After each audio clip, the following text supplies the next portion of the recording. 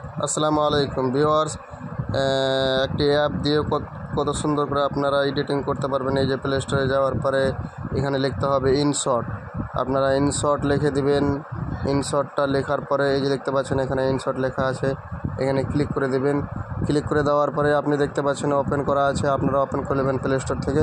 Open করার পরে এখানে ওপেনে ক্লিক করবেন।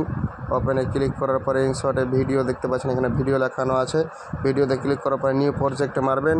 নিউ প্রজেক্টে মারার পরে একটা ভিডিও নিয়ে নেবেন। আমি একটা ভিডিও সিলেক্ট করে নিলাম। আপনারা দেখতে পাচ্ছেন এই যে একটা ভিডিও সিলেক্ট করে নিলাম। ভিডিওটা সিলেক্ট করে নেওয়ার পরে আপনারা এই যে দেখতে পাচ্ছেন অ্যাপটা চলে আসলো। চলে আসার পরে এই যে দেখতে পাচ্ছেন এই ভিডিওটা আমি একটু প্লে করে দেখাচ্ছি আপনাদেরকে।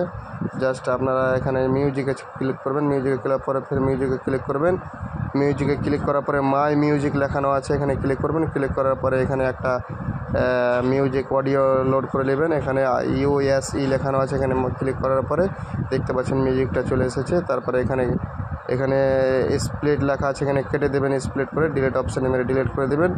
ডিলিট করে দেওয়ার পরে এই যে দেখতে পাচ্ছেন ভিডিওটা প্লে হয়ে গেল। রাইট চিহ্ন মারার পরে আপনারা দেখতে পাচ্ছেন এখানে, আর আপনারা ইফেক্টে মারতে পারবেন। এখানে ভয়েসে মারবেন। ভয়েসটা মেরার পরে এখানে ভয়েসটা কমিয়ে দেবেন। মিউজিকের ভয়েসটা একটু কমিয়ে দেবেন, আমি কমিয়ে দিয়েছি। তারপরে এই যে দেখতে পাচ্ছেন এটা বাড়িয়ে দিলাম আমার অরিজিনাল ভিডিওটা। তারপরে দেখতে পাচ্ছেন, তারপরে এখানে দেখতে পাচ্ছেন ইফেক্টে ক্লিক করলাম। ইফেক্টে ক্লিক করার পরে এখানে যে কোনো একটা ইফেক্ট দিতে পারবেন। এখানে দেখতে পাচ্ছেন স্লো জুম স্লো, এখানে জুম স্লো এখানে ক্লিক করলাম।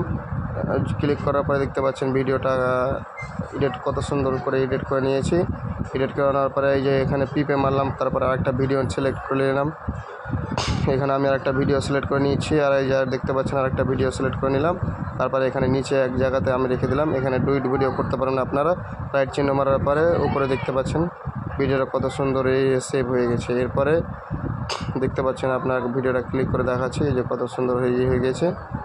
এবার দেখতে পাচ্ছেন আপনারা এখানে সেভ অপশান লেখানো আছে। সেভ অপশানে মারার পরে 1080 MB দিয়ে আপনার সেভে ক্লিক